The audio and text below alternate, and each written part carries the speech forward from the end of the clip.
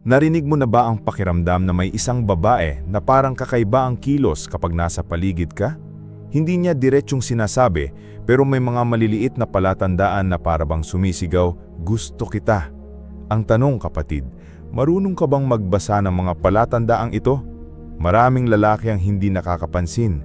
Nakatuon sila sa salita, sa diretsyong pag-aamin, sa mga bagay na halata. Pero ang totoo, ang isang babae ay bihirang magsabi agad ng totoong niyang nararamdaman. Mas pinipili niyang ipakita sa pamamagitan ng kilos, ng tingin, ng oras na ibinibigay niya. Kaya't kung hindi mo alam ang mga senyales, baka tuluyang lumipas ang pagkakataon. Sa video na ito, ibabahagi ko sa iyo ang 10 malinaw na palatandaan na gusto ka ng babae. Hindi ito mga hula-hula lang. Ito ay mga obserbasyon na napatunayan sa totoong buhay at sinusuportahan ng mga prinsipyo ng Stoicism. Dahil gaya ng sabi ni Epictetus, huwag kang maniwala sa salita, obserbahan mo ang kilos.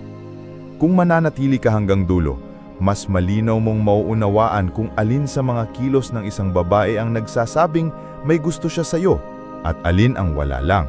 At kapag naintindihan mo ito, hindi ka na muling malilito. Unang palatandaan, ang paraan ng kanyang pagtingin. Kapatid, may mga mata na hindi kayang magsinungaling. Kapag ang isang babae ay may gusto sa iyo, makikita mo ito sa paraan ng kanyang pagtingin. Hindi ito basta simpleng tingin lang. Ito ay paulit-ulit, tahimik at may halong kaba. Kwento ni Marco, isang simpleng empleyado. Sa opisina nila, may kasamahan siyang babae na lagi niyang nahuhuling nakatingin. Sa una, iniisip niyang baka nagkataon lang. Pero habang lumilipas ang mga linggo, napansin niyang sa tuwing titingin siya sa paligid, nandoon na naman ang mga mata nito. At kapag nahuli niya, mabilis itong mag-aalis ng tingin, parang nahuli sa isang sikreto. Ganito ang palatandaan. Hindi ito palaging lantad o halatang malandi. Minsan nga, mahiyain pa. Pero ang paulit-ulit na pagtingin, lalo na kung sinusundan ka ng mata kahit hindi ka nakaharap, ay malinaw na senyales. Bakit mahalaga ito? Dahil ang mga mata ayon sa Stoics ay bintana ng kaluluwa at ang mga mata ng isang taong may gusto hindi mapigilan na hanapin ka. Kaya't kung nararamdaman mong laging bumabalik sa iyo ang kanyang tingin, kapatid, malamang may ibig sabihin nito. Ngayon, huwag kang magdali. Ang pagtingin ay simula lang. May mas malinaw pang senyales na mas ramdam mo kaysa nakikita mo. At iyon ang ikalawang palatandaan. Kwento ni Marco, isang simpleng empleyado. Sa opisina nila, may kasamahan siyang babae na lagi niyang nahuhuling nakatingin. Sa una, iniisip niyang baka nagkataon lang. Pero habang lumilipas ang mga linggo, napansin niyang sa tuwing titingin siya sa paligid, nandoon na naman ang mga mata nito. At kapag nahuli niya, mabilis itong mag-aalis ng tingin. Parang nahuli sa isang sikreto. Ganito ang palatandaan. Hindi ito palaging lantad o halatang malandi. Minsan nga, mahiyain pa. Pero ang paulit-ulit na pagtingin, lalo na kung sinusundan ka ng mata kahit hindi ka nakaharap, ay malinaw na senyales. Bakit mahalaga ito?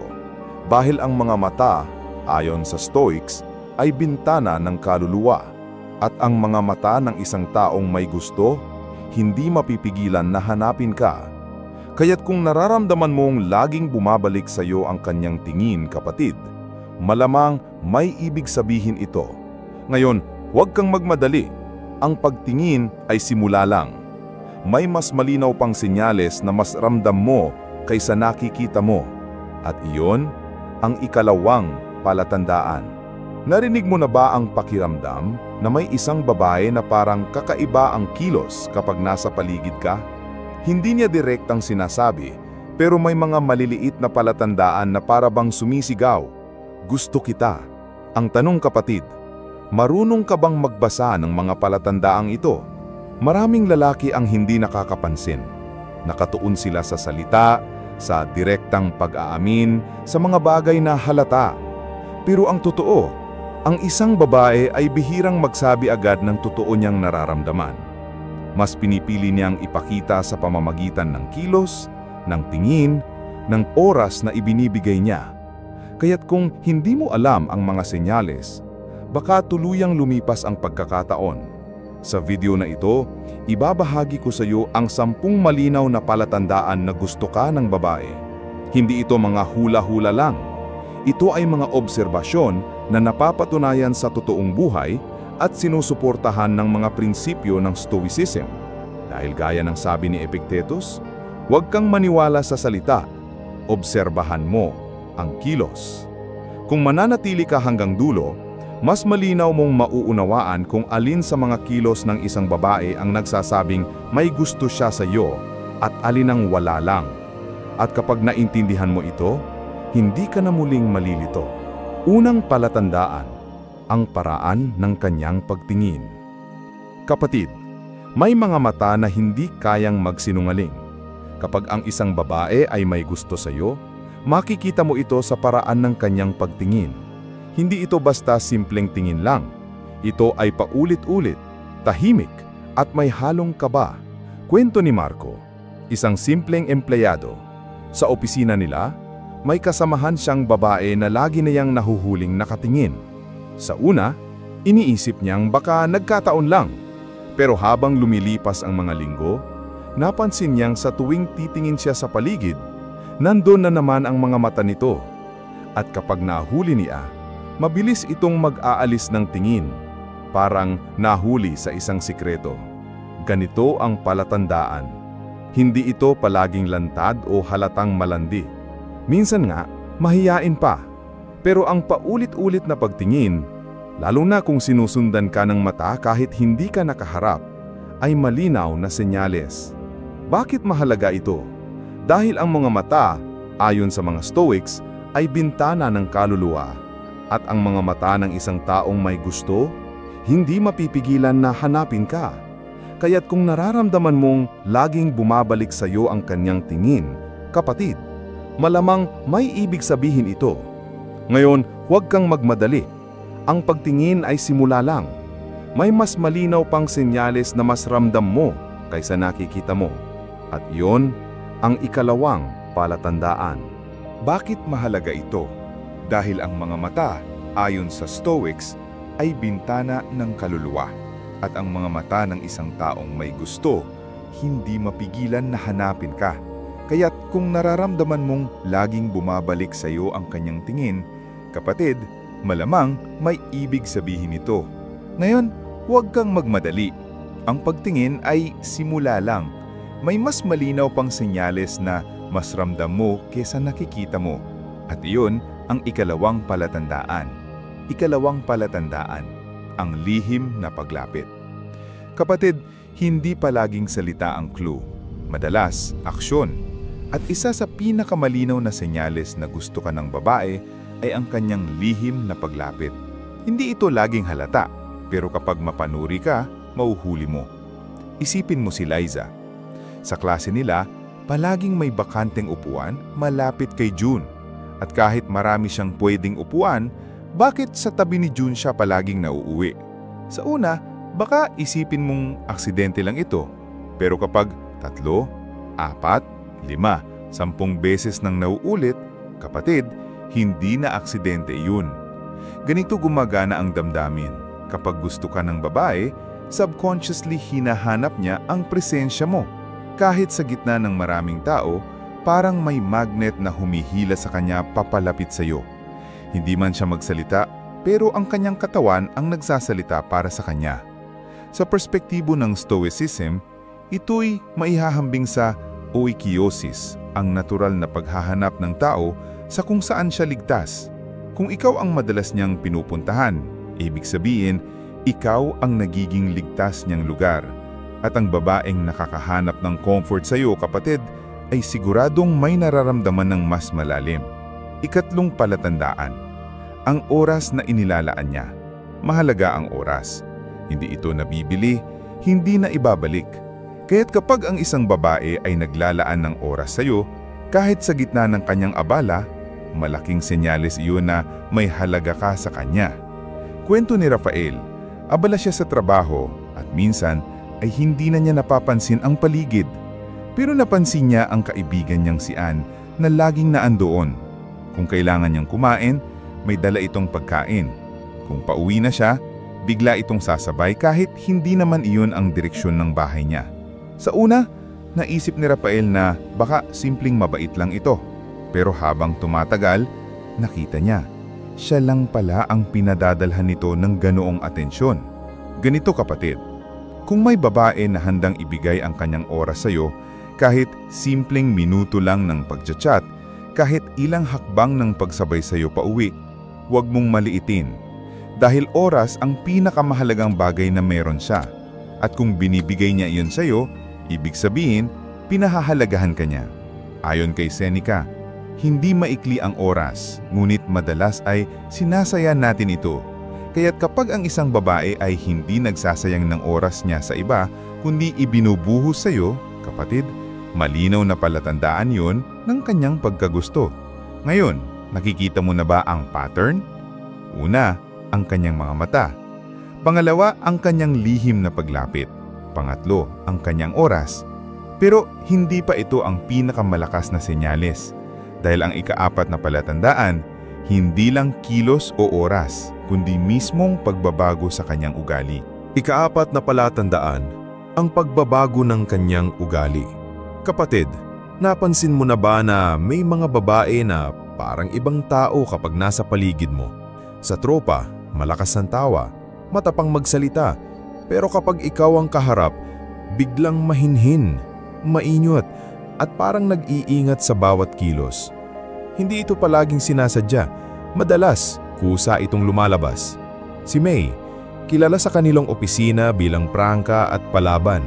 Pero tuwing si Carlo ang kasama niya, nagiging iba siya. Ang tono ng boses niya ay mas banayad, mas madalas siyang ngumiti, at parang gusto niyang ipakita ang mas maayos na bersyon ng sarili niya. Hindi dahil nagpapanggap siya, kundi dahil may damdaming unti-unting sumisibol. Ganito ang sinasabi ng mga Stoic, ang kilos ng tao ang tunay na salamin ng kanyang kaluluwa.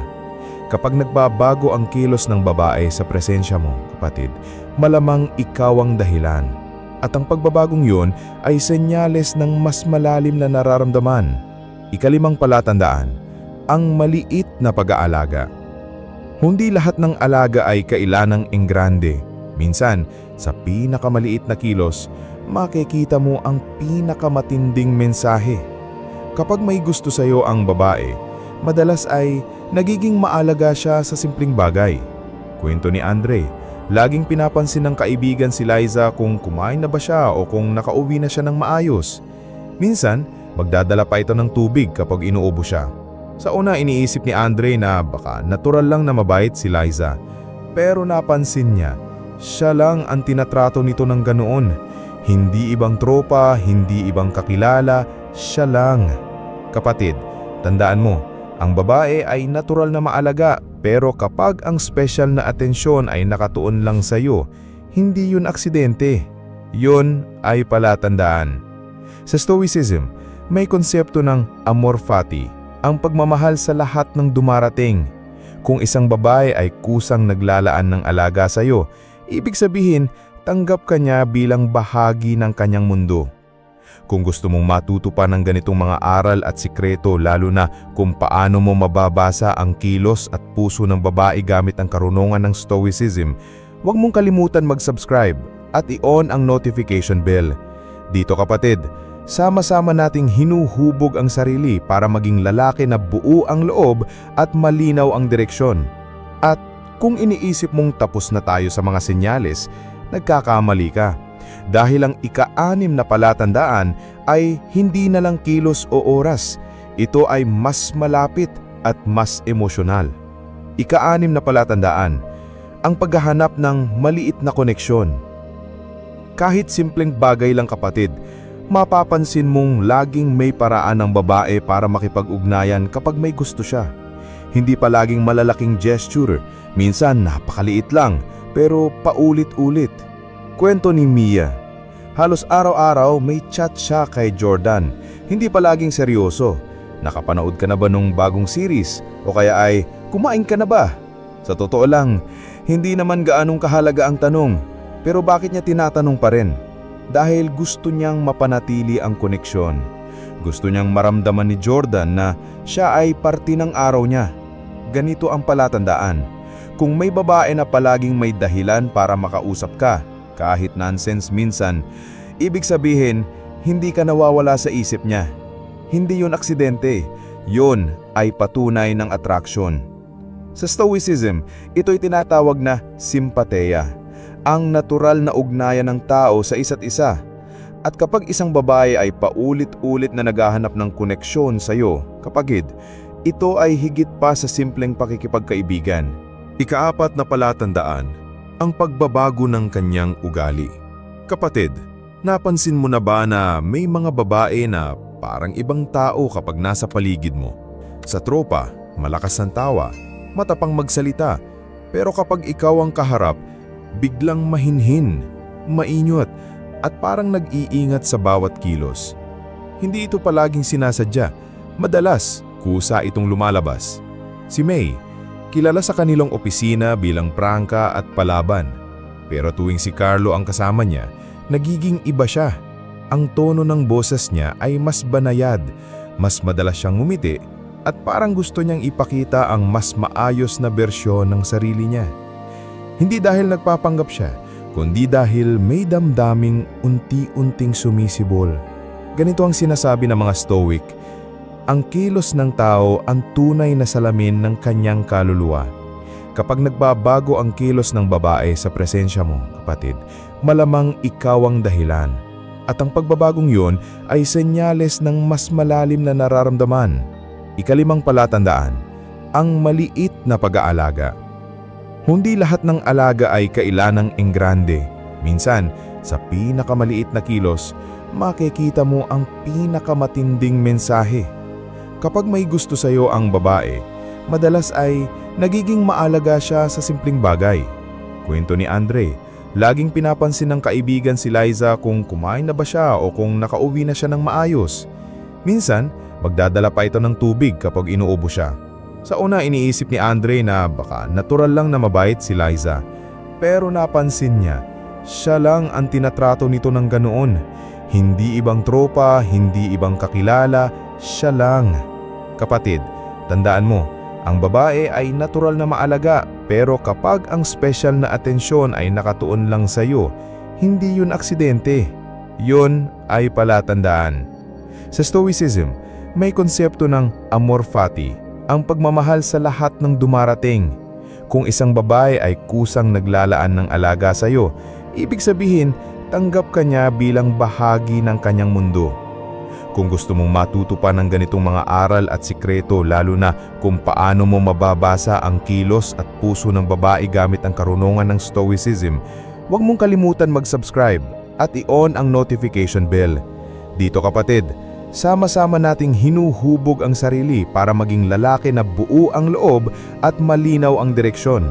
At kung iniisip mong tapos na tayo sa mga senyales, nagkakamali ka. Dahil ang ika-6 na palatandaan ay hindi na lang kilos o oras. Ito ay mas malapit at mas emosyonal. Ika-6 na palatandaan, ang paghahanap ng maliit na koneksyon. Kahit simpleng bagay lang kapatid, mapapansin mong laging may paraan ng babae para makipag-ugnayan kapag may gusto siya. Hindi palaging malalaking gesture, minsan napakaliit lang, pero paulit-ulit. Kwento ni Mia, halos araw-araw may chat siya kay Jordan, hindi palaging seryoso. Nakapanood ka na ba nung bagong series? O kaya ay, kumain ka na ba? Sa totoo lang, hindi naman gaanong kahalaga ang tanong, pero bakit niya tinatanong pa rin? Dahil gusto niyang mapanatili ang koneksyon. Gusto niyang maramdaman ni Jordan na siya ay parte ng araw niya. Ganito ang palatandaan. Kung may babae na palaging may dahilan para makausap ka, kahit nonsense minsan, ibig sabihin, hindi ka nawawala sa isip niya. Hindi yun aksidente, yun ay patunay ng attraction. Sa Stoicism, ito'y tinatawag na simpatheia, ang natural na ugnayan ng tao sa isa't isa. At kapag isang babae ay paulit-ulit na naghahanap ng koneksyon sa iyo, kapatid, ito ay higit pa sa simpleng pakikipagkaibigan. Ang ika-7 palatandaan, ang pagiging interesado sa maliit mong detalye. Napansin mo ba na kapag may gusto ang isang babae, parang may photographic memory siya tungkol sa'yo? Hindi lang yung malalaking bagay, kundi yung pinakamaliit na detalye na halos ikaw mismo ay nakakalimutan. Halimbawa, nabanggit mo lang minsan na mahilig ka sa kape na walang asukal. Pagkaraan ng 2 linggo, bigla ka niyang dadalhan ng kape at sasabihin, "Alam ko gusto mo plain, walang asukal." O kaya sinabi mo na mahilig ka sa isang band na hindi sikat. At sa susunod ninyong usapan, siya mismo ang magbabanggit ng kanta nito. Ganito ang sikreto. Kapag may gusto kang babae, nagiging matalas ang memorya niya pagdating sa iyo. At ito ay isa sa pinakamalinaw na senyales. Dahil hindi ka makakabisado ng isang tao kung wala siyang interes. Ayon kay Epictetus, kung saan nakatuon ang atensyon, naroon ang intensyon. Kaya kapag ang babae ay natatandaan ng maliliit mong detalye, malinaw ang intensyon, may halaga ka sa kanya. Ngayon kapatid, malinaw na nakikita mo na. Hindi lang mata, hindi lang oras, hindi lang kilos, kundi pati ang mga maliliit na bagay, nagiging clue. Pero mas tumitindi pa ito sa susunod dahil ang ika-8 palatandaan ay nagdadala ng mas personal na emosyon. Ika-8 palatandaan, ang pagpapakita ng selos. Hindi man niya aminin, pero kapag may gusto ang babae, nagiging sensitibo siya kapag may ibang babae na lumalapit sa iyo. Minsan hindi halata, minsan mahirap basahin, pero naroon. Kwento ni Ella at Marco. Magkaibigan sila, pero tuwing may bagong babae na kinakausap si Marco, napapansin niyang nagbabago ang mood ni Ella. Bigla itong tatahimik o kaya biglang magbabato ng biro na may halong tuldok ng inis. Sa una, baka isipin mong normal lang iyon. Pero kapag paulit-ulit kapatid, selos na iyon. Hindi ito yung selos na sobra at nakakasakal. Kadalasan, subtle lang. Isang tingin na malamig, isang tanong na may halong duda, o isang simpleng biro na tila may ibang ibig sabihin. At bakit? Dahil gusto ka niya at natatakot siyang maagaw ka ng iba. Sabi nga ni Seneca, kung ano ang pinapahalagahan ng tao, doon siya nagiging marupok. At sa kaso ng babae, kung pinapahalagahan ka niya, mararamdaman mo ito sa maliit na selos na hindi niya kayang itago. Ika-9 na palatandaan, ang pagbabahagi ng kanyang kahinaan. Kapatid, ito na ang isa sa pinakamalakas na senyales. Hindi lahat ng tao madaling magbukas ng kahinaan. Kadalasan, tinatago natin ang mga sugat at takot para hindi tayo husgahan. Pero kapag ang babae ay nagsimulang magbahagi ng kanyang kahinaan sa iyo, ibig sabihin may malalim na tiwala at damdaming siyang hindi niya maikubli.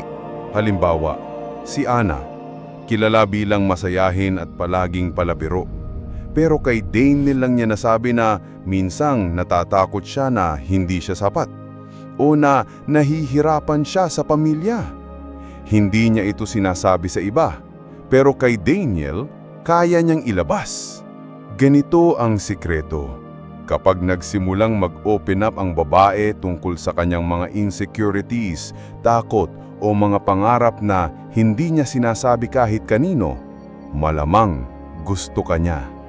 Dahil hindi siya maglalagay ng sarili niya sa ganoong posisyon kung hindi siya komportable sa iyo.